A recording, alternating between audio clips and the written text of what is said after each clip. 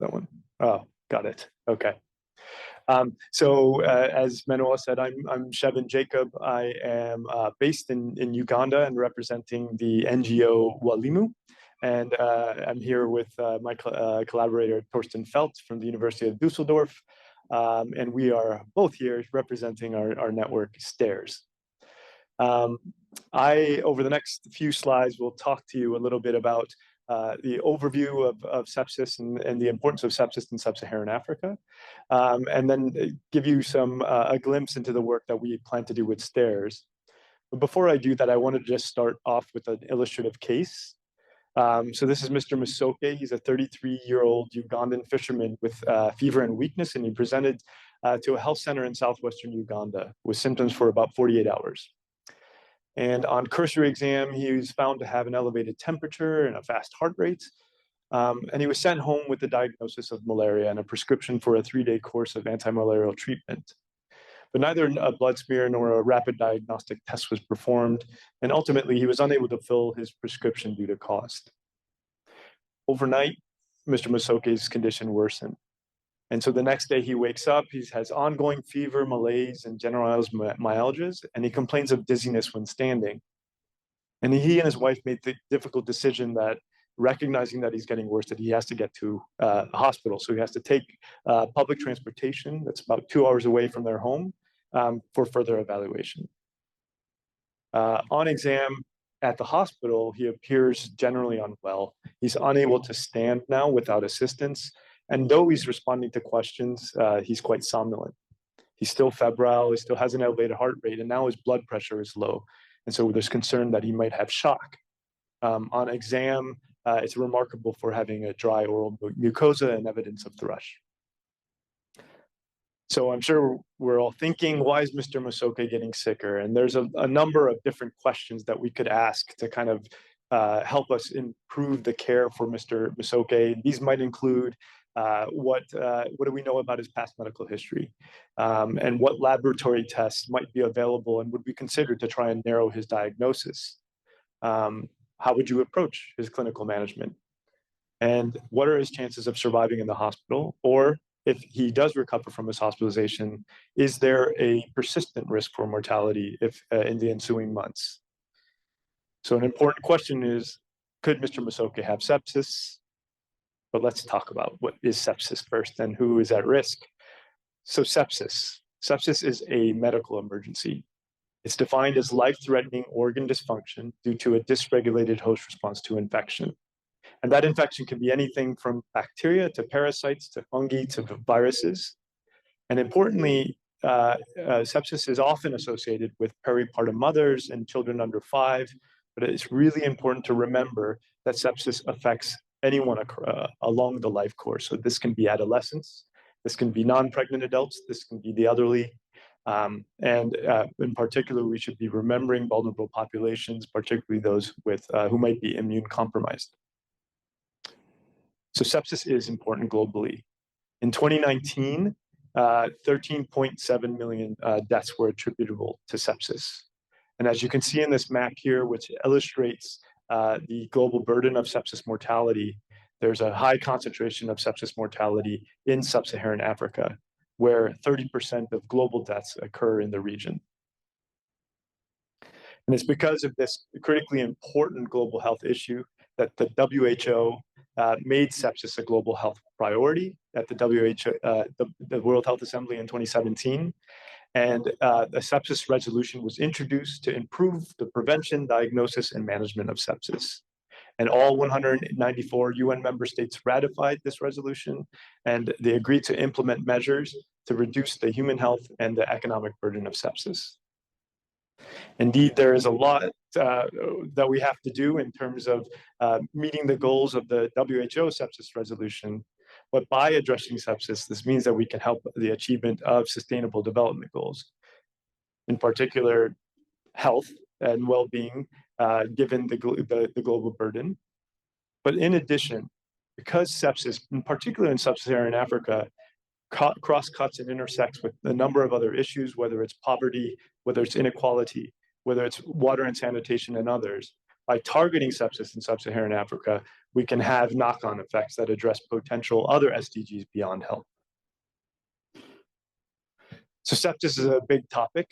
And so where do we begin in terms of the research and the work that we need to do? So a framework that I like to use is from the perspective of the patient. Whether we're here in New York City or in Kampala, Uganda, or elsewhere in the world, patients who get sick have to come from their home or community to the health facility, and then if they recover, from the health facility back home. And along this continuum, there are a number of potential areas where there may be failures in the system so that the patient's care is delayed, the patient doesn't get there on time, there may not be the diagnostic test, et cetera, et cetera. But this is an opportunity for looking and trying to uncover what those knowledge gaps are. So these might include issues around early recognition and triage, diagnosis, early appropriate treatment, monitoring and ongoing treatment, and recovery and rehabilitation. And it's this framework that we are using for STAIRS to try and address the research that that I'll describe in a few moments. The slide appears quite slow, quite small, the writing there, but I'll talk you through it. The STAIRS network are 8 countries comprising 10 partners. In sub-Saharan Africa, we're working in Mozambique, Ethiopia, Uganda, the Democratic Republic of Congo, Ghana, Nigeria, and Sierra Leone. It's led by Walimu in Uganda, and we're supported by 2 German institutions, the University of Düsseldorf, where Torsten's from, and Charité in Berlin. Our program is much like the other networks that you've heard. We've had the 4 work packages shown here, and I'm just going to go over the next slides into a little bit more detail about the work that we plan to do in each of those work packages.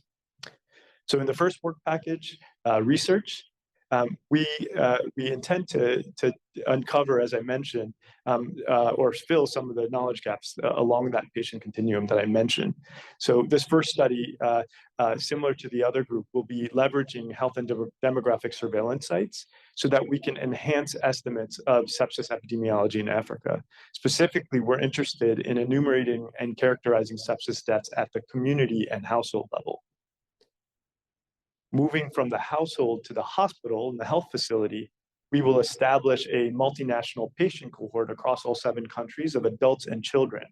And in this cohort, we'll be able to clinically characterize with comprehensive clinical tools.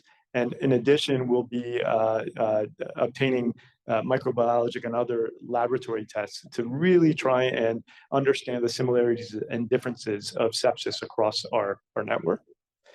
As part of this work, we will also be establishing a biorepository, and we will be working with industry partners who already have potential assays or tests in the pipeline for things that are relevant to sepsis. So this may be microbiology targets, host response targets, or organ dysfunction targets. And this would ultimately be a comprehensive sepsis diagnostic platform for use at patients' bedsides.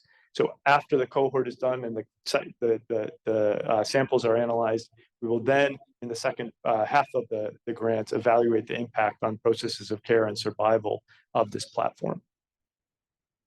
Next, under the topic of quality improvement, we will be working with the Ugandan tech company iStreams to refine and evaluate the role of an electronic quality improvement mobile application on processes of care for sepsis and in-hospital survival.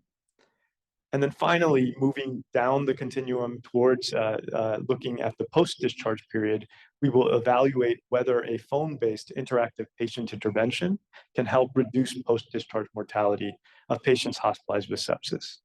So overall, in this research work package, we'll be doing 5 studies, 2 of which are randomized control trials. Moving on to our second work package, capacity building, we'll have sponsorships of students at the master's and PhD levels across the network.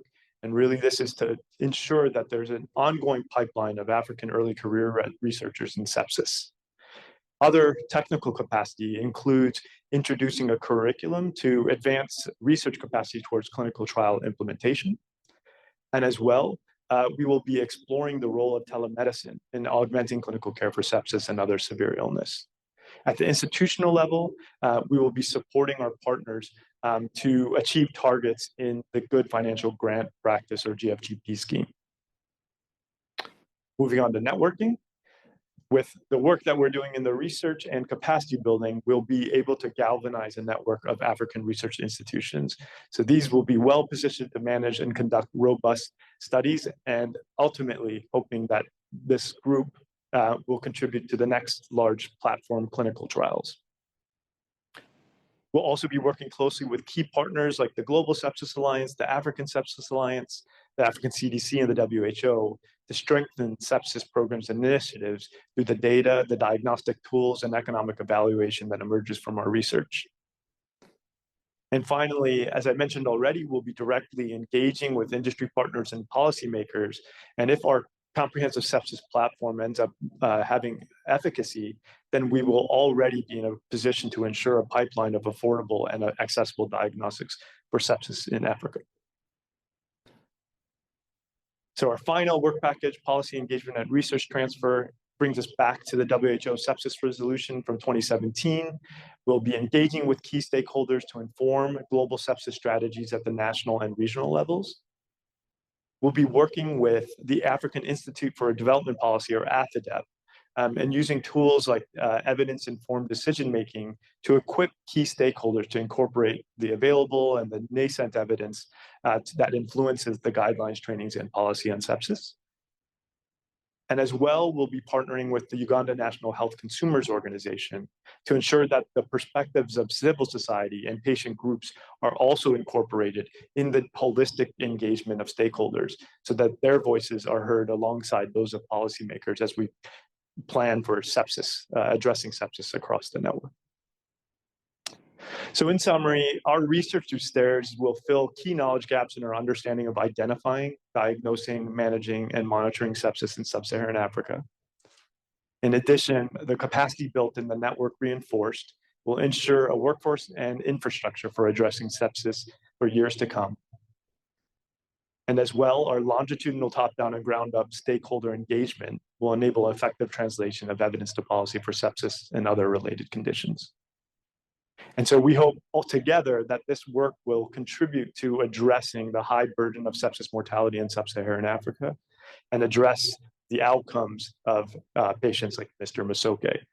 And in so doing, hopefully also addressing targets for the SDGs by 2030 and beyond. So I just will end with kind of looking towards the future and thinking about potential recommendations for consideration.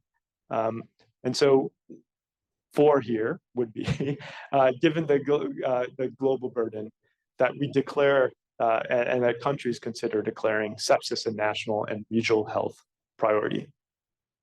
2, to help with that and to make it actionable is to develop national sepsis action plans. And this could be through instituting national technical working groups, and as well having developing and implementing sepsis improvement projects at hospital, national, and regional levels. 3 is encouraging research and the uptake to inform data-driven guidelines, much like a work that we'll be contributing to from STARS, but also looking at networks across the continent. And then finally, including sepsis as an indicator for quality of healthcare, recognizing that this sepsis can reflect the resilience and robustness of a health system. And so understanding how sepsis is addressed may give insight into broader issues related to the health system. And with that, I'll close. Thank you very much for listening. I want to extend my gratitude to the other members of the STARS network who aren't here today. Again, to all of you, to our funders, and to the hosts and organizers. Thank you, Shevin, for this